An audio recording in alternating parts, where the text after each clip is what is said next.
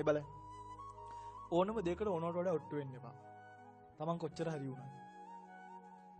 වරක් දෙවරක් කිව්වට පස්සේ තවදුරටත් සමාජයේ තේරුම් ගන්න නැත්නම් මොකද කරන්න ඕනේ? පැහැදිලි කරන්න මහන්සි වෙනවට වඩා පින්වත්නි හරීම ලේසි උත්සාහ කරලා බලන්න අතහැරලා දාන්න.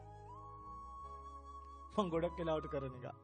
මම මගේ වටේ පිට ඉන්න මිනිස්සුන්ට එහෙම එකපාරක් පැහැදිලි කරනවා.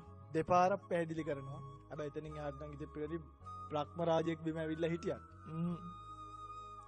පවෝදා ඉඳන් පාරට වැටලා හිඟා කෑවත්. එහෙමනේ ඉතින් ජීවත් වෙන්නේ. පාරට වැටලා කන්න බොන නැතුව අපවත් වෙලා ගියත් දෙපාරට තුන් පාරට වඩා නම් පැහැදිලි කරන්න යන්නේ නැත.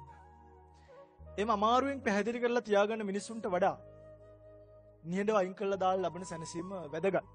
අමාරුවෙන් පැහැදිලි කරලා දාලා තියාගන්න මිනිස්සු කරදරයි. ඔවුන් කවදා හරි දවසක අපිට මේ වදේ දෙනවා. ඉච්චර පැහැදිලි කරන්න ඕනේ. අපේ ළඟ වටපිටාව ඉන්න අයට.